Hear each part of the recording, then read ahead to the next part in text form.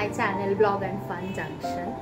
আজকে একটা নতুন ব্লগ নিয়ে আপনাদের সামনে চলে এসেছি। আজকে আমাদের একটা ইনভিটেশন আছে আমাদের বন্ধুর বাড়িতে, যাদের বাড়িতে বড় করে শিব পুজো হয়। তো সেখানেই যাচ্ছি এখন। তার আগে আমি আর সৌভিক যাচ্ছি হচ্ছে আমাদের কাছেই একটা মন্দির আছে, যেখানে সৌভিক প্রত্যেকবার ওখানে জল দেয় শিবের মাথায়। তো সেখানে আগে যাব, তারপরে ওদের বাড়িতে যাব। দেখতে থাকুন, আশা করি ভালো লাগবে আপনাদের। কি সুন্দর করে মন্দিরটা সাজানো হয়েছে, মানে খুব সুন্দর লাগছে মন্দিরটা। আস্তে আস্তে ভেতরে যাব মন্দিরের, আর আপনাদের পুরোটা দেখাবো। এইখানে একটা বড় এলইডি স্ক্রিন লাগানো হয়েছে এবং শিবরাত্রির দিন যে 12টি জ্যোতির্লিঙ্গে যে পুজো হচ্ছে সেটা এই বড় এলইডি স্ক্রিনে দেখানো হচ্ছিল। এই মন্দিরে মহাদেবের একটা ফটো লাগানো আছে, যেটাতে যে 12টি জ্যোতির্লিঙ্গ আছে সবকটাই এখানে উল্লেখ আছে।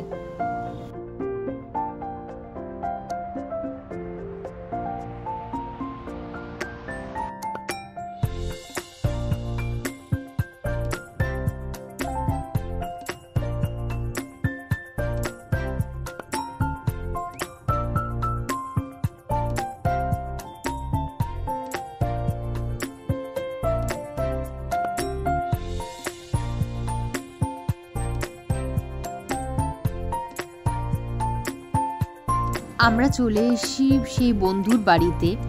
এদের বাড়িতে প্রত্যেকবারই শিবরাত্রি খুব বড় করে উদযাপিত হয়, আর কি সুন্দর করে ওদের বাড়িটা যে সাজানো হয় ভাষায় আমি প্রকাশ করতে পারবো না।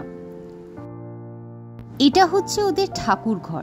দেখুন কি সুন্দর করে ওরা ঠাকুর ঘরটাকে সাজিয়েছে। চারিদিকে ফুল দিয়ে খুব সুন্দরভাবে ঠাকুর ঘরটাকে সাজানো হয়েছে। হর হর মহাদেব। এই জায়গাটাতে আমি যতবারই আসি না কেন মনটা যেন একটা শান্তির আশ্রয় খুঁজে পায়।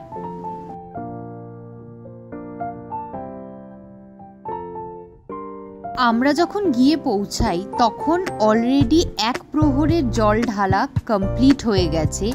এইবারে প্রস্তুতি হচ্ছে দ্বিতীয় প্রহরের জল ঢালা। আর এদের বাড়িতে একটা রিচুয়ালস আছে যে প্রত্যেকটা প্রহরে মহাদেবকে সুন্দরভাবে সাজানো হয়। প্রথম প্রহরে যে মালাগুলো দিয়ে তাকে সাজানো হয়েছে, দ্বিতীয় প্রহরে আবার মালা বদল করে তাকে আবার সুন্দরভাবে সাজানো হয়।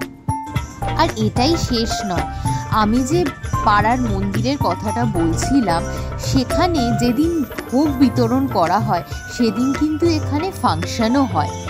আর এই যেদিন ফাংশন হয়েছে সেদিন 2 জন শিল্পী এখানে অনুষ্ঠান করেছেন।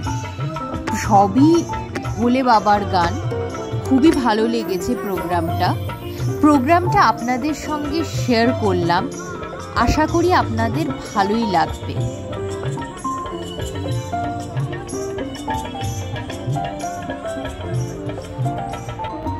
আশা করি আমার ব্লগটা আপনাদের ভালো লেগেছে।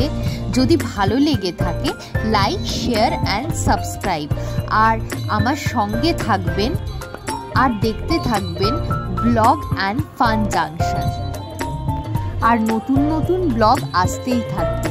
আপনারা কিন্তু আমাকে ফলো করতে ভুলবেন না। Thank you.